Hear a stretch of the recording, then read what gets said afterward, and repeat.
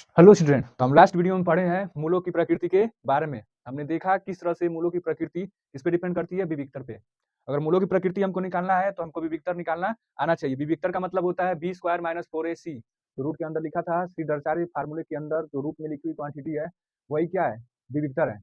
और वही विविक्तर हमें तय करके बताता है कि कौन सा मूल, ठीक है ना, कौन सा मूल परिमेय होगा, अपरिमेय होगा, असमान होगा, समान होगा या फिर काल्पनिक होगा। तो चलो उसी पर आधारित हम क्वेश्चन करने जा रहे हैं, देखते हैं। ठीक है ना, क्वेश्चन हम 5 क्वेश्चन लिए हैं, पांचों पेपर में आए हुए हैं। पहला क्वेश्चन है 2x² minus 8x plus equal to 0 के मूल बराबर है तो सी का मान ज्ञात कीजिए। मूल बराबर है, क्या पढ़ कर आए हम लोग यही पढ़ कर आए हैं कि अगर मूल बराबर होंगे तो डी बराबर होता है 0। ठीक है, तो पहला क्वेश्चन का जो सोल्यूशन हम लिखने जा रहे हैं, ठीक है ना, लिखेंगे चूंकि 2x² minus 8x plus C equal to 0 के मूल क्या है, ये मूल बराबर है। अगर मूल बराबर है इसका मतलब क्या पढ़ कर आए हैं, डी इक्वल टू 0। और डी क्या होता है, डी होता है भाई साहब B square minus 4ac equal to में 0। अब बोलोगे बी स्क्वायर क्या होता है, बी क्या होता है, ए क्या होता है, सी होता है। क्या होता है भाई, A X square plus B X plus C equal to में 0।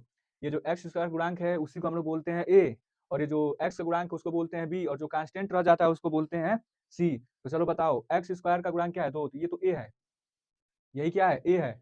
और एक्स गुणांक क्या है, -8, तो ये तो बी बन जाएगा, और ये तो सी है, ये है। ठीक है, तो ये बी के स्थान पे हम लोग रखने वाले हैं -8 और पावर 2 है तो 2 लिखेंगे, -4, ए का मान कितना है 2 इंटू में, और सी का मान सी है इक्वल टू में 0।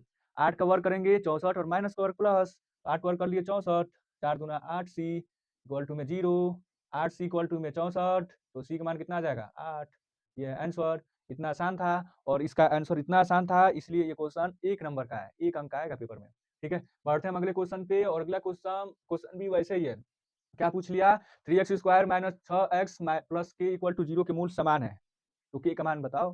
बताओ भाई, के का मान कैसे निकालेंगे, कुछ नहीं, अगर मूल बराबर है या मूल समान है तो उस केस में डी क्या होता है, 0 के बराबर। डी बोले तो भाई क्या होगा, B square minus 4ac equal to 0, ये तो हम जानते हैं, हम पढ़े हैं। तो B square minus 4ac equal to 0 रखो।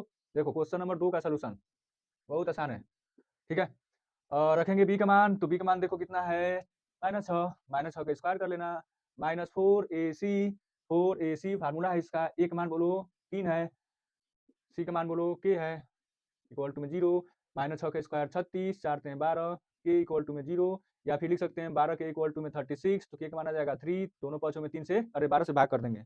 दूसरा क्वेश्चन भी सॉल्व, इतना आसान है। क्यों आसान है, क्योंकि हमको आना चाहिए कि डी इक्वल टू 0 है, तभी तो आसान है। अगर डी इक्वल टू 0 कब होगा, जब मूल बराबर होंगे। ठीक है, ये 2 क्वेश्चन सॉल्व हो गए। आगे दे रखा है मूलों का पूछा है। मूलों के योग के लिए हम लोग फार्मूला पढ़े हैं, कौन सा फार्मूला पढ़े हैं, तो हम लोग फार्मूला पढ़े हैं मूलों के योग के लिए, A X square plus B X plus C में, ठीक है ना, A X square plus B X plus C में जो मूलों का योग होगा अल्फा प्लस बीटा, ठीक है ना, किसके बराबर होगा, -b/a के बराबर होगा। क्वेश्चन नंबर 3 को अगर सॉल्व करना है तो कैसे करेंगे, हमारे पास जो व्यापक समीकरण होता है द्विघात समीकरण का, A X square plus B X plus C equal to 0 होता है। हम मान लेंगे कि इसके 2 मूल आएंगे, एक्स के 2 मान आएंगे जिनको हम बोलते हैं अल्फा और बीटा। तो अल्फा प्लस बीटा मूलों का योग ये कहलाता है, क्या कहलाता है, ये मूलों का योग, मूलों का योग। ठीक है ना, अल्फा प्लस बीटा क्या हो जाएगा, ये जो एक्स गुणांक है ना b/a, और इसके आगे लगा लेते हैं माइनस। और एक हम लोग पढ़ते हैं मूलों का गुणनफल, मूलों का गुणनफल क्या होता है भाई, बोलो भाई, क्या होता है, c/a, लिख लो।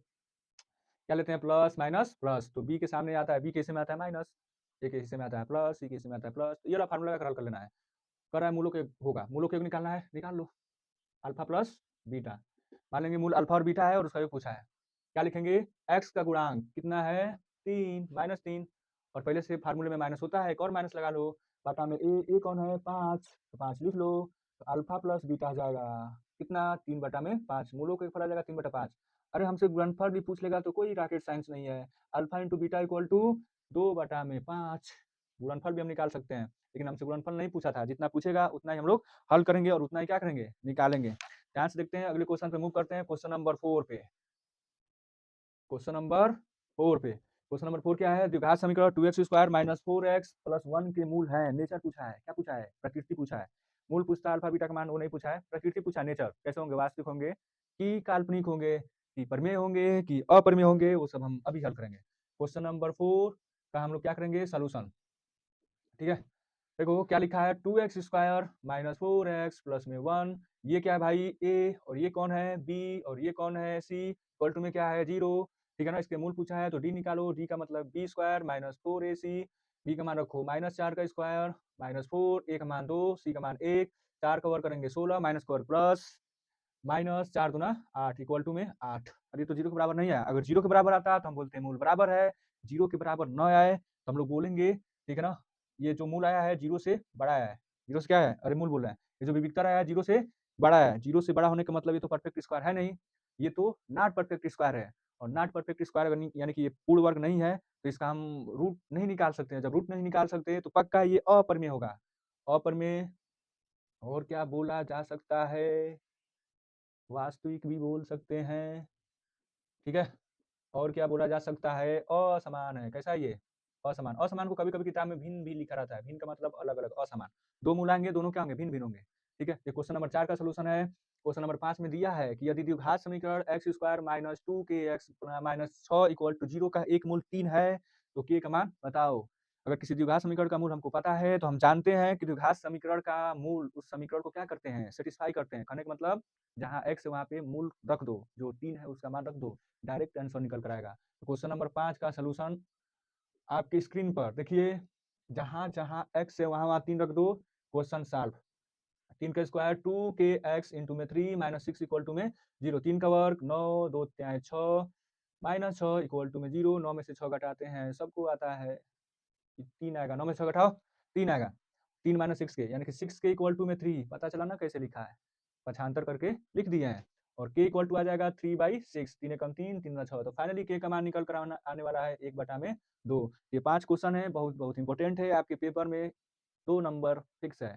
ठीक है ना, द्विघात समीकरण से तो आएगा, इंपॉर्टेंट है। वीडियो अच्छी लगी है तो लाइक करो, लाइक नहीं आ रही है, ठीक है ना, तो लाइक कीजिए, सब्सक्राइब भी कीजिए अगर चैनल को सब्सक्राइब नहीं किया है, और अपने दोस्तों में शेयर कीजिए ताकि उनको भी हेल्प मिल सके। ठीक है, थैंक यू फॉर वॉचिंग।